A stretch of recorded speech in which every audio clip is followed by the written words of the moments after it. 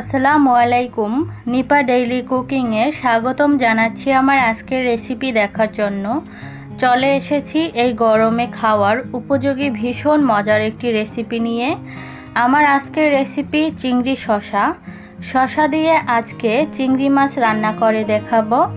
আর গরমে খাওয়ার উপযোগী এই জন্য বললাম, তার কারণ শসায় কিন্তু প্রচুর পরিমাণে মিনারেল থাকে, যেটা এই গরমে শরীর এবং পেট দুটোই ঠান্ডা রাখতে সাহায্য করে।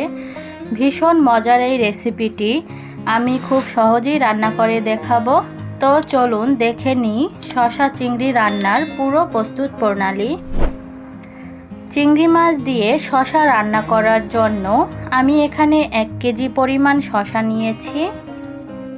শসাগুলোকে ছুলে এভাবে টুকরা করে কেটে নিয়েছি। আর নিয়েছি 200 গ্রাম চিংড়ি মাছ। আমি এখানে ছোট সাইজের চিংড়ি মাছ নিয়েছি। মাছগুলোকে কেটে ধুয়ে ভালোভাবে পরিষ্কার করে নিয়েছি। এবার চুলায় একটা প্যান বসিয়ে তাতে 3 টেবিল চামচ রেগুলার খাবার তেল দিয়ে দিচ্ছি। তেলটা গরম হলেই দিয়ে দিচ্ছি 1/2 চা চামচ আস্ত জিরা, দিয়ে দিচ্ছি মিডিয়াম সাইজের 2টা পেঁয়াজ কুচি। পেঁয়াজটাকে আমি হালকা একটু ভেজে নিব। পেঁয়াজটা ভেজে নেওয়া হয়ে গেছে। এবার আমি আগে থেকে ধুয়ে পরিষ্কার করে রাখা চিংড়ি মাছগুলো দিয়ে দিব। এবার আমি চিংড়ি মাছগুলোকে 2 মিনিটের মতো ভেজে নিব। চিংড়ি মাছটা 2 মিনিট ভেজে নেওয়ার পরে এবার আমি দিয়ে দিচ্ছি 1 চা চামচ আদা রসুন বাটা।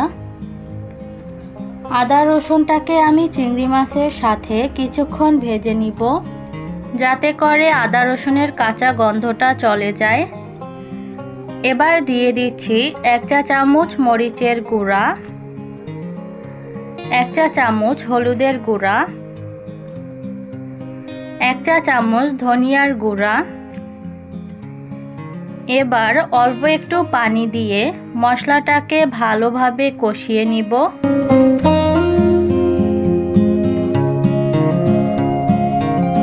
মশলাটাকে খুব সুন্দর করে কষানো হয়ে গেছে, তেলটা উপরে ভেসে উঠেছে। এবার আমি এর মধ্যে শসা দিয়ে দিব।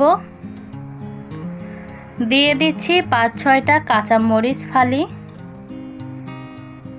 দিয়ে দিচ্ছি স্বাদমতো লবণ। এবার শসাটাকে ভালোভাবে মশলার সাথে নেড়ে মিশিয়ে নিব।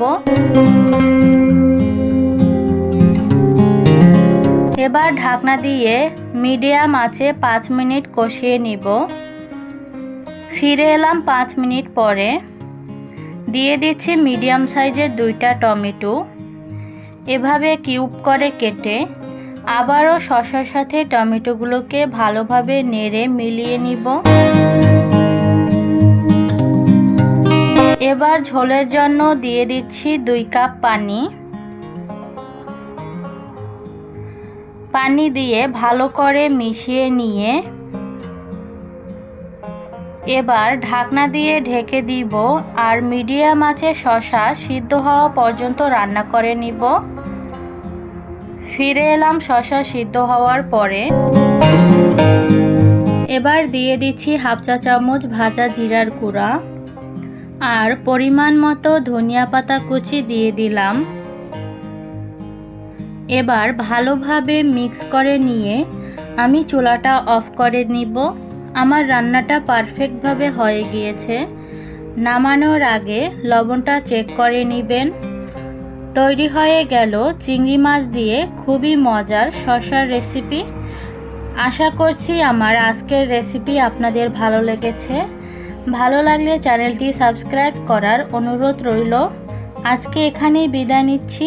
ভালো থাকবেন সবাই। আল্লাহ হাফেজ।